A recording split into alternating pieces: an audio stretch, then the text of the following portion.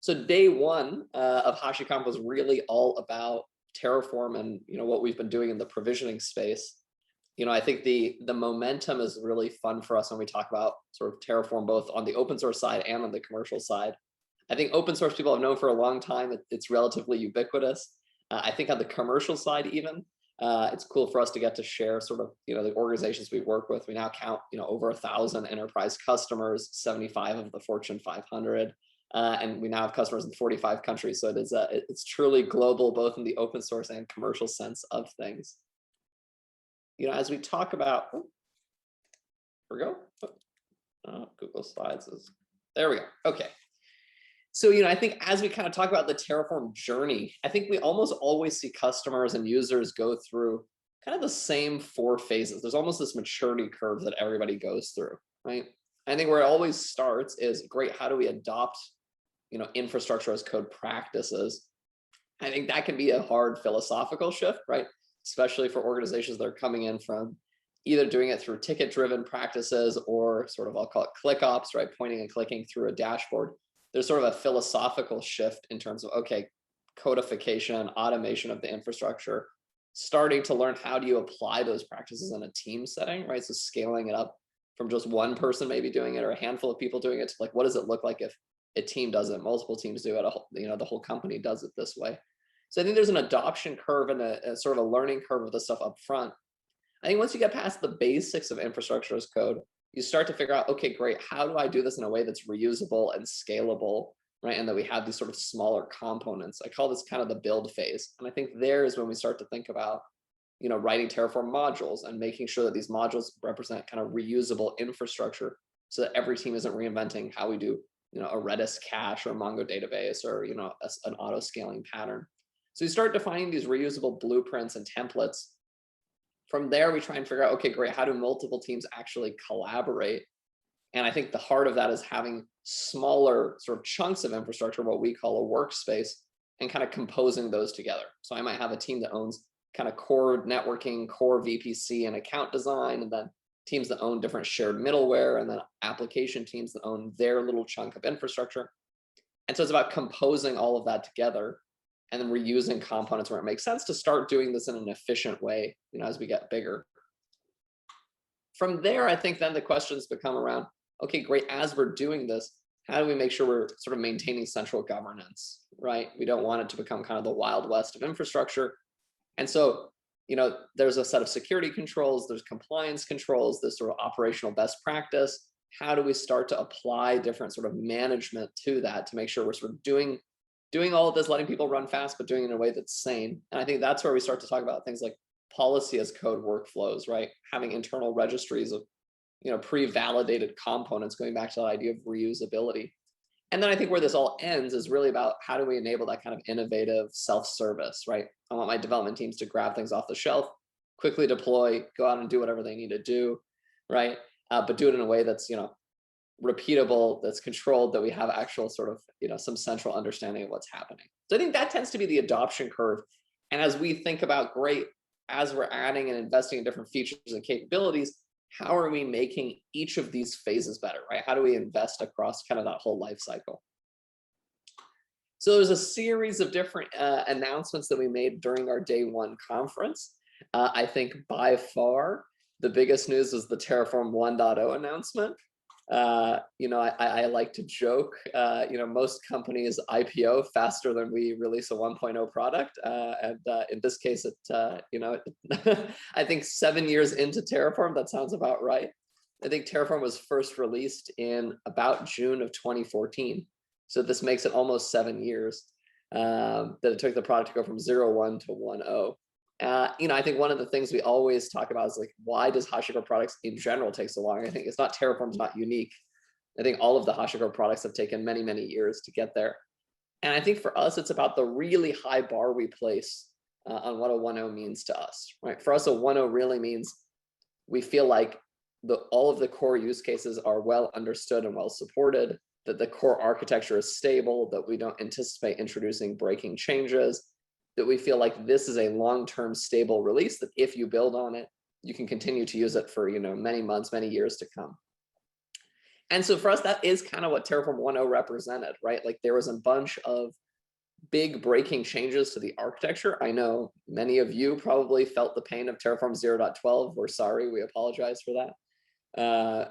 I think along the way, there was things we knew we wanted to change about the Terraform language, the way Terraform worked, up to a 1.0. And so I think we've been making a slow and maybe, unfortunately steady set of breaking changes with the versions as we've approached 1.0, because we wanted to solve all the issues, all of the kind of warts that we knew would say, hey, it's tough for us to say this is something someone should use unchanged for years because we know it has these warts that we want to fix. Let's fix all those things before we get to a 1.0. 0.12 represented a major change in the internal architecture of the product. So we wanted to stabilize that and make sure that it was, a rock solid in terms of its long-term architecture. And so I think that's what we've been steadily marching towards for years, is like, fixing those core workflows, making sure it has a solid foundation, making sure any anticipated breaking changes were solved and already done. And I think all of that kind of culminates then in the Terraform 1.0 release, where now we feel like, great, this is a rock solid foundation that we've been working on for years, has millions of hours of production runtime. All of the key use cases have been validated. And our promise with this 1.0 release is that we won't break your configurations or your upgrades in any of the 1.x upgrades. So great, you can go from 1.0 to 1.1 without changing anything about the config. We're sort of done with the breaking changes. That's what getting to the 1.0 was all about. At the same time, we're planning to backport fixes to the 1.0 release for at least 18 months. So this really represents sort of a long-term release and sort of a stability milestone for the project. So we're super excited about the 1.0 milestone. We shared the Terraform crossed over 100 million downloads. So it's kind of crazy that you could do 100 million downloads before you call something a 1.0 product. So we're super excited about it. I think the future of Terraform is super exciting for us too. I think there's a bunch of work we have planned. We've heard loud and clear from the community that testing is a big top of mind concern, right? So how do we do native integrated testing of Terraform within the product rather than, I think there's a bunch of ecosystem solutions for it, but, really going to be focusing on that. And then looking at like, how do we improve some of the day two, usability challenges of Terraform, right? So there's a bunch of work that's planned. We're super excited about it, but more to come there. As we kind of scrub forward a little bit on this timeline, when we talk about that kind of build, collaborate, reuse pieces of it, two big announcements that were sort of dropping there, right? One was an integration now between the public and private registries. So there's the public registry of Terraform, registry.terraform.io. There's north of 5,000 public modules that are shared there. Some of them, like the core Amazon VPC, has tens of millions of downloads. So it's a super popular way for people to find these reusable components of infrastructure and avoid rebuilding the wheel. I think what people then like to use the private registry for is great. We don't want to expose 5,000 random modules to our internal community of users and developers. We want it to be a little bit more curated. We want modules that are kind of customized and work for our organization. And so I think there's been this very siloed approach to the public registry versus the private registry. And I think what we've heard from customers is, hey, we want the ability to take things from the public registry and basically curate their availability within the private one. And so I think that's what we're now, added with this registry publishing workflow, is you can take select modules from the public registry and basically selectively expose them through the private registry as well.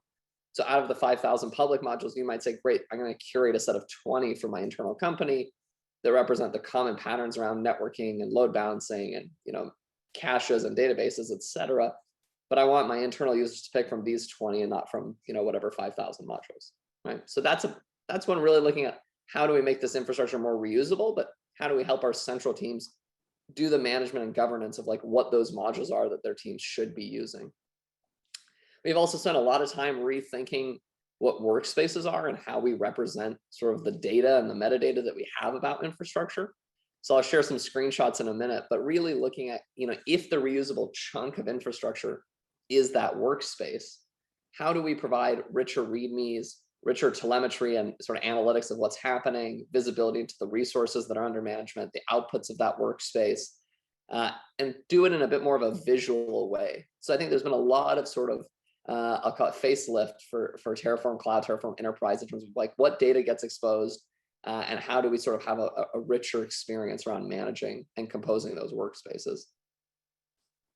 And then lastly is really looking at, Terraform Cloud and Terraform Enterprise as an integrated component within a larger ecosystem. So when we talk about kind of ecosystem with Terraform, normally we talk about sort of the provider ecosystem, right? So the plugins to Terraform itself, we crossed a milestone of 1,000 different ecosystem plugins, which is kind of insane for Terraform. But I think beyond just core Terraform and the plugins, there's Terraform Cloud and the whole provisioning workflow. What does that need to plug into from a broader universe? And so one of the things we're bringing is a richer webhook integration. So particularly today, in between our plan and apply phase, when you do a Terraform run, it does a plan. In between that, we've been able to do things like do cost estimation or use Sentinel to do policy as code enforcement. So we've had some logic that can live in between these things to gate whether or not it makes sense for that Terraform apply to take place. And then Terraform apply obviously makes the changes. In between now, we've introduced a set of webhooks, or what we call run checks, that can now hook out to external third-party systems to do external logic, external enforcement, and come back and provide that metadata to the user or potentially block the Terraform execution. So you could do a webhook out and that might reject then because of a costing reason. It might reject for a policy violation. It might violate some sort of security constraint or control that you have. So it's starting to let us bring in external partners and vendors. So we're closely working with 6 or 7 different launch partners on this, including Infracost and Sneak and Bridgecrew and McAfee and a few others. So you can kind of bring those tools that you're already buying, integrate them with the Terraform workflow, and have it be part of sort of the native experience. Or you can write your own systems and consume the webhook as well. So just a few kind of screenshots I wanted to highlight. Right, here's one that shows like what that run check integration looks like. So you can now see actually some of the facelift in terms of like how Terraform gets represented within a run. So now you can see the sort of the plan blade has finished and collapsed. So we're done with planning. In between that, you can see great, there's the cost estimate and Sentinel, which have been integrated. But now there might be external checks like Bridgecrew. So this is actually webhooking out to an external system, waiting for them to do their policy and for that metadata to come back. So here we can actually see great, that Bridgecrew check failed. They scanned the resources and there was errors, and they're preventing basically this Terraform execution from taking place, right? So here's an example of what that looks like kind of baked into the native flow. If all the checks passed, it would work just like normal, right? You'd see that blade collapse. It would say, great, all of your checks passed. And then you can apply your change and see how that, the impact of that and what resources were created. You can see a lot more visual now, trying to kind of simplify the understanding of what Terraform is doing, so you're not having to pour through the sort of text logs and have a higher level kind of visual at a glance view of this stuff. So kind of in summary, I think with the Terraform day one, the big one is the Terraform 1.0 announcement. Super excited about that. Within the kind of core workflow stuff, it's the workspace overview, which a lot more depth there that I didn't touch on here, but and the module publishing flow, and then the run checks in terms of how we think about sort of expanding the ecosystem. Shifting gears to kind of day two. Day two is really all about cloud and cloud services, right? So really at the heart of that is the HashiCorp Cloud Platform. We announced HCP basically this time last year at our last conference. In the last year, it's gone through basically its public beta and GA, and then we've launched a series of services on top of it. So as a quick refresher, if you're not familiar with HCP, it's basically our chassis for providing all of our services as a cloud delivered service on top. So it's where you'll have a common identity, common billing relationship with us. It'll span the different cloud providers, and then it'll provide services like managed vault, managed console on top. And so one of the areas we spent time talking about is great, as this core platform, yes, it's the delivery vehicle, but it's also a way for us to sort of, kind of the tide that lifts all ships, right? As we invest in HCP, whether you're using console or vault or a different service, you sort of inherit all the investments that go into the core platform. And so there's sort of 3 areas that we talked about in terms of where we're really invested. One is around user experience, right? We really want it to be kind of that push button experience when you're managing this infrastructure. So being able to kind of rapidly work with user feedback, do live sessions, and then, be able to change things quickly. Obviously the benefit of a SaaS versus our desktop products to really refine what the UX is like. Obviously, operational excellence is a huge piece for us. We understand this is tier one mission critical software, right? It's in the production runtime path. So, beyond just great, it needs to have a hot, an SLA. It's really how do we have integrated audit logging that, is out of the box. So you have total visibility on what's happening. How do we have really clear metering and billing so we don't get sort of all the same complaints that most cloud providers get in terms of sort of, their opaque billing. But we also want to have things like integrated metrics and telemetry. So this is not just the control plane, but the data planes as well, right? So some future work that'll expose that, whereas if you're running our software through HCP, which is meant to be kind of the best place to run HashiCorp software, you really get that full operational out of the box experience of, great, I have full audit logs, full visibility, full telemetry, et cetera, all that's built in, right? And we know that security and governance is important for all this stuff. Again, it's mission critical software. Many of you are, highly regulated yourself. So you need, ISO and PCI and SOC and HIPAA compliance, et cetera, et cetera. And so a lot of investment from our side in that as well. We've rolled out single sign-on support with Okta and Azure AD. We're working through the SOC 1, SOC 2 type certifications. And we have a whole roadmap of hitting all of the various common certifications so that, great, if you're in a sort of highly regulated environment, HCP can meet you with all those requirements. So lots of platform investment. Then on top of the platform is actually the products that, that we get exposed, that we expose through it. The first one we launched into GA was earlier this year. Console service went into GA in February of this year. At the time, we launched with basically two SKUs, our development SKU and our sort of standard production. So what we announced is two additional SKUs. One is sort of a lower end production starter SKU. So if you're just getting started in production and don't really have, scale needs, it's sort of a lower cost way to get started and grow into it. And then if you're a larger at scale deployment and you have sort of multi-region requirements, there's a higher end plus SKU that really looks at those large, at scale deployment configurations, right? At the same time, a big ask from a networking perspective has been, how do we integrate HCP with our existing infrastructure? We want to do that through the AWS Transit Gateway pattern. So we're adding support for Transit Gateway peering. That's being added at the platform layer. So that'll, ultimately be available for all HCP services, but it's being first exposed with the console service. So, simplifying what that integration looks like. And the last piece is often what we see people use console for is to do multi-region, multi-cluster networking. So that ability to do kind of cluster federation is now being exposed as well. So that's both intra-region. So if I have multiple console clusters for different, let's say Kubernetes environments or something like that, they can federate together. Or if I have multiple deployments, I have a cluster in London, a cluster in Frankfurt, and I want those things to be linked together as part of a single logical cluster, you can do that as well. So underneath the hood, this allows the sort of core networking to be peered, and we'll deal with the network peering, and then the clusters themselves to be peered as well into sort of a single logical cluster.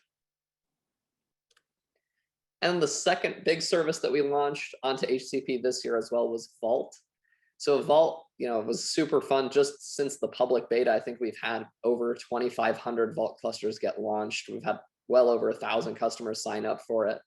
So it's been, fun to see the tremendous interest, in a managed Vault offering. Very similar to console in terms of how we started with a development SKU and a standard production. So similarly announcing both a lower end starter production SKU and a higher end plus SKU for the at scale deployments. In addition to that, very much exposing that same cross-region capability. So all of the features Vault has in terms of disaster recovery, performance replication, HA, et cetera, we're exposing that through HCP as well. So you can run the same sort of, global deployments of Vault. And then we're starting to expose some of the more sort of enterprise capabilities that Vault has had around sort of its encryption as a service, tokenization, key management. Those will all be available and exposed through the higher end plus SKU as well. So that was kind of refreshes of the existing products and some of the new things coming down for both Vault and console and the core platform. The big new announcement was HCP Packer. So many of you have probably used Packer. It's our tool for building golden images. And so it's really designed, whether you're building, a VMware image on-prem, an Amazon or an Azure machine image, or, a container, or, even a serverless format, the goal is kind of the same, which is how do I consume the raw source code, the raw configuration management, the raw security and compliance controls, and then have an infrastructure as code declaration that says, how do I take those raw inputs, transform them ultimately into a production-worthy artifact, right? And that artifact might be an on-prem VM image, cloud VM image, container, doesn't really matter. There's sort of a transformation into a production artifact. And then that production artifact is ultimately what I use and deploy, right? And so I think one of the sort of challenges that we've seen is, okay, well, how do I actually manage all that metadata? Why is, there we go, Google Slides acting up today.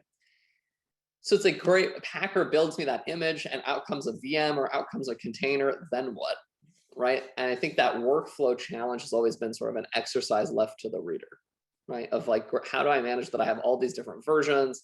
How do I make sure that the latest version is getting imported by Terraform or by Kubernetes or my other automation tools? And so the piece that we're really adding and announcing here is what we're calling the HCP Packer Registry. So this will be deeply integrated into Packer itself. So you won't have to really change your core workflow. You won't really even have to change your configuration. It's like a two-line change to start using this. But every time Packer now does a build, it will upload the image to wherever you already have it configured. If it's going to Artifactory or Elastic Container Registry or wherever you're storing the image, continues to go there. But now the metadata gets published up to the Packer registry. So now the metadata of, great, for this particular image, I've created a new version. Where's that version managed? What's the metadata around it, right? Like what were the inputs that went into that image? All of that gets captured. Then there's a rich API that allows that to be queried out of the other side. So now when you have it, there's a native Terraform provider for this. That provider can come in and query and say, hey, I need the latest version of my secure baseline operating system, right? Or I need the latest version of the container so that I can pass that through to Helm or Kubernetes to do the deploy of it. So now you get a data source that lets you query this registry in a rich way that's version aware, that's tag aware, that's cloud aware. So you can have multiple images designed for different clouds, designed for different versions, et cetera, and easily manage all of that metadata. The other piece we're really excited about is then how do you use this to build sort of security workflows on top? So one of the things we really built into the heart of this is this idea that not every version is good forever, right? Great, I might have my secure operating system, and every month I'm rolling a new version of it. And then I discover there's this critical vulnerability in whatever version 15. I might need to go in and push revoke. And then I want to have a remediation workflow where I understand, great, no one can deploy version 15 moving forward at this point, right? The registry won't return the address of that to you, right? And in it, where we want to take this is then can we have a richness of metadata where we can put in, great, for every version, we know what version of OpenSSL was built into it. And so now you can start to build tooling on top of this registry, say, great, we know this version of OpenSSL is bad. Automatically revoke every version of the image, that has an older build, right? So you can start to use that metadata in a central way to build those type of workflows. At the same time, then can we link it so that we know where's that image being used downstream? It's not just enough to know version 15 is bad. I need to know where is version 15 deployed so I can actually go clean it up. So part of that will be a deep linkage into Terraform Cloud. So you can say, great, I know these 15 Terraform workspaces are using this bad version, right? Those need to be cleaned up. And in the future, can we integrate that with further systems downstream? So you might say, great, we know this Kubernetes service, for example, or this pod is running a known bad container, right? You need to go clean that up. So really, this is just a starting point for the service, but thinking about the workflows of how do we manage the metadata if we have all these versions? Those things are composed of many different components that themselves might have security issues or other vulnerabilities. How do we then manage that and manage the workflow around where's these things running? How do we do remediation? How do we understand what's running in our environment? So we're super excited about it. This is early stages. We just launched this into kind of a private beta mode, and we're going to take this to being broader access later this summer. So super excited about this announcement as well. And with that, that's kind of the key highlights of sort of both day one and day two. So, I'm happy at this point, we'll switch over into sort of a Q&A, and then I don't want to be the gatekeeper to happy hour. No, it's fine, Armon. We'll try to keep it short. There were a couple of really good questions asked. So I'll just throw a couple of you and, we can go from there. So let me switch the camera because my other camera doesn't seem to be working. But anyway, so the first thing that people were asking is, we have HCP Vault console, we have Packer shaping. I think the actual question is, what's next? HashiCorp having so many products, what are we looking next to integrate into HCP? Yeah, I mean, that's a good question. I think our longer term goal is that everything gets exposed through HCP. So like I said, it's our common chassis for delivering everything as a cloud service. So I think in the kind of the fullness of time, the goal is all of the services will be there. Today we're very much, Amazon is the supported cloud. That's where we started, had the largest user base. But I think the next obvious expansions for us will be, Azure and then Google, and then, even beyond that, looking at clouds like Alley Cloud and, the smaller kind of more niche clouds. So I think that's sort of our broader term roadmap, is sort of breadth of our product portfolio and then breadth of the public clouds that are supported. And we're just going to keep chipping away at it. Yeah, so we had a specific question around, HCP, particularly with data governance requirements. I'll give the short answer where, we were asked if HCP deploys these services in European regions, and the short answer is yes. But I wanted to pass it to you to see if you could comment, if you want to comment anything else. Yeah, I think I want to say off the top of my head, 3 European regions supported today. And then the other thing I would ask is, like, our view is like, hey, we launched with 5 regions just based on where we saw the most customer demand. But, our view is that over time, we're going to expand it to, as many regions as customers want. So if there's specific regions or gaps that we have in our coverage, like, please reach out to us and let us know. That's something that, that feedback's helpful for us as we prioritize. Cool. The one thing we got asked, and it's kind of a broad question, in your opinion, what is the one thing that companies should consider, prior to implementing HashiCorp tools? Ooh, that is a broad question. That's a tough one. I mean, I guess to me, it goes back to, I think, the broader, it's sort of, I think it's like what I see a lot of companies do is they sort of step backward, I guess, into their cloud strategy. That might be that might be the most generous way to describe it, which is, I think it's often this sort of headlong rush into cloud without really or clearly articulating, what does this look like at scale? How are we going to manage this? How's this going to be synced, right? And I think what we see is get a bunch of Amazon keys, give it to our developers, tell them to run wild. And I think what that often ends up looking like, we see this so often that I actually, we have a name for it. We call this sort of cloud 1.0, right? Which is you give people the keys, you say, go run free, do whatever you want, pick whatever tools and services you want. And inevitably, what happens every time is you show up 18 months, 24 months later, and it's a mess, right? Every app team has picked 50 different ways of deployment. There's 50 different ways of configuring the same services. There's no standardization of approach. You have 500 VPCs that you're managing. So it becomes this just sort of mess. And I think what then often happens is kind of a cloud 2.0 reset, where then you're like, okay, maybe instead of it being kind of Wild West, we should actually think about what we want our cloud, and our infrastructure to look like at scale.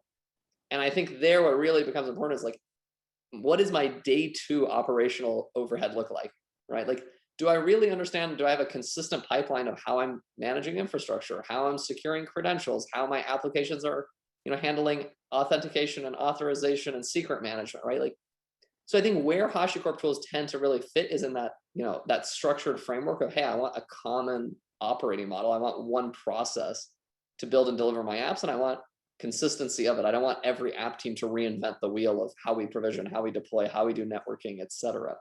So I think, it's less almost a question about, what you'd consider for the HashiCorp tools specifically. It's more of like, be really intentional about what your cloud strategy looks like at scale, rather than just sort of letting accidental chaos kind of run you over, basically. All right, thanks for that. We had a question that was asked in sort of 2 different ways. Let's say one more technical, one less technical. But in short, the question is, is HCP designed for the large financial institutions to run software where data is a huge security concern, and more particularly from a technical perspective, if, for example, things like HCP Vault or HCP Console, we decided to kind of sync between both worlds, right? Between the cloud world and potentially an on-prem deployment of these tools. Yeah, it's a good question. I guess it'll be a bit of a multi-part answer. So I guess maybe the short answer, the TLDR, is yes, that's what HCP is designed for, right? And I think this goes back to our view around things like operational excellence and security and governance. Is we understand our customer base, is the global 2000. We probably work with, I don't know, 18 of the global 20 top banks. So we deeply understand that set of challenges. And so we're investing in making sure, hey, long term, all of those compliance requirements, those are things that have to be there out of the box. All of the operational requirements around, audit logging, telemetry, metrics, nines of availability, et cetera, all of that stuff has to be there.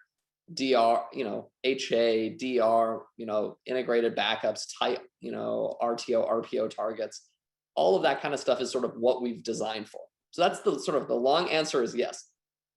I'm sorry, the short answer is yes. The slightly longer answer is it's going to take us a little bit of time to build there, right? So great, we just announced multi-region federation. We're just working through our SOC Type 2 compliance now. So it's going to be a gradual build. I think over time, there's still certainly gaps, right? Today, we don't allow HCP versions, for example, to federate with on-prem. So if you're running a Vault on-prem and a Vault in cloud, like those would be two distinct clusters today. They can't be merged into one federated cluster, but things like that are on our roadmap, right? So we're aware of those requirements. We're working towards them. Are they all there today? No, but have we designed for that? Is that what HCP is built for? Yes. So it's like, we expect that we will sort of build towards those requirements and kind of solve those over time. All right, cool. If you have time for one more, let's just go with one more. And there had to be a boundary question. And we had a question that was supposed to previously around the sort of evolution and where do we see boundary going? Like today, sort of the interpretation that we had is pretty much an enterprise product handling access management and so on. But what is the overall direction that boundary is going to take? Yeah, I mean, I think today we still think about it very much as like we're rapidly maturing the sort of open source version, right? We only released it last October. I think at the time, I think it was a pretty complete 0.1 launch, but there's always sort of the key missing pieces to really flesh out the story for production, using it in anger. And so I think there's a bunch of maturity we're working on, this year. My hope is as we go into next year, we will actually have an on-market enterprise version of Boundary. So I think we already have, conversations going with a lot of prospects and customers in terms of like, hey, what do they want to see from the commercial version? I think some of it we've heard loud and clear in terms of just, what they need from a security and governance perspective and, what they need from session management. So I think that's the plan, is sort of building it full steam ahead. I think most folks want it delivered as a cloud service. So very much top of mind of, what will an HCP boundary look like? So, I would stay tuned, but I think this year is really a focus on, maturing of the open source project, getting to a managed version of Boundary and really getting to a place where we can have an enterprise grade offering next year. All right. So thank you very much for that. I already told you before everyone joined, it is 5 p.m. in Europe, so you can technically, stay and drink, but I know it's pretty early in the East Coast. So if you're always welcome to join us with a coffee or whatever. So Armon, thank you very much for your time and thanks for spending time with us today.